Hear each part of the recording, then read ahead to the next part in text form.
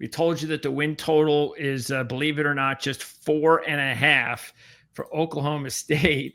I'm not sure if that's ever been 4.5 since Mike Gundy's been the head coach. Probably, maybe his first year in 2005. Maybe. So I don't know if that says you should jump on it or not, but let's take a look at the schedule. Of course, you got the Cupcake week 1. But wow, what a difference from week 1 to week 2 to Oregon. Yeah. At Eugene. And for a team that's trying to come together, I wonder when you have a game, normally you have that first game and you want to get guys off by halftime and just put the backups in. But I wonder, Gundy might just be like, hey, we got to play everybody all the way to the end. I need to see all of these guys getting ready for Oregon. Yeah, absolutely. Yeah, you can't. It's like you need to take advantage of the opportunity, but you really can't mess around and can't be kind of experimenting with different things. No, you've got to treat this like a real game, which obviously it is, but you've got to treat it differently than a typical first week Cupcake. Do we know anything about UT Martin, by the way? Whether or not this very little. No, okay. It's a good program from what I understand. The OSU had a transfer who had played there previously and really liked it, but I don't know a ton about their on-field status right now. But yeah, you've got to be ready to.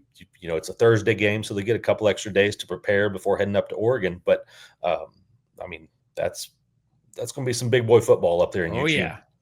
And then Tulsa at home, which that's a game if you are trying to put together a season better than people think that you need to win.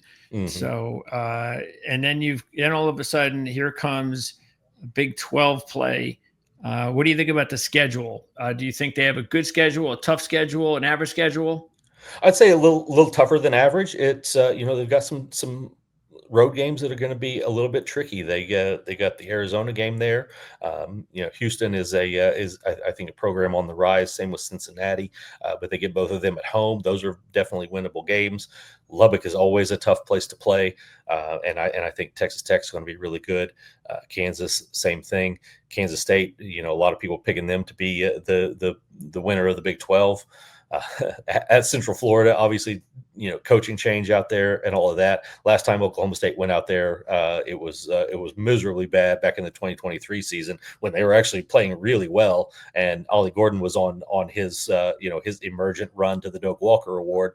They go out there and lose. I think it was 45-3. I know UCF had 45, but it was it was ugly in the rain out there in Orlando, and then finish up with Iowa State at home on Thanksgiving weekend, which will, Iowa State could be playing for a spot in the Big 12 title game by that point. So, yeah, there's some tricky games along the way here, but definitely some winnable ones as well that could get them. I think up in that 6-win range and go into a bowl. And you string a couple wins together and get some momentum. Maybe you go get number 7 or number 8. We'll see what they can do, but overall, it's a very competitive schedule, and that's what you kind of expect in this league right now because it's just a very balanced league from top to bottom, really. Yeah, but obviously you got to win the Tulsa game, no question about that. If you can win that game and get off to a 2-1 start, I think those home games with Houston and Central Florida, I think those are important to win. Because even though you respect both programs, those are winnable games for a team like Oklahoma State being at home. So if you can take care of the business against those types of teams, then really you just need the one big upset in order to put yourself in a position where you might be able to go bowling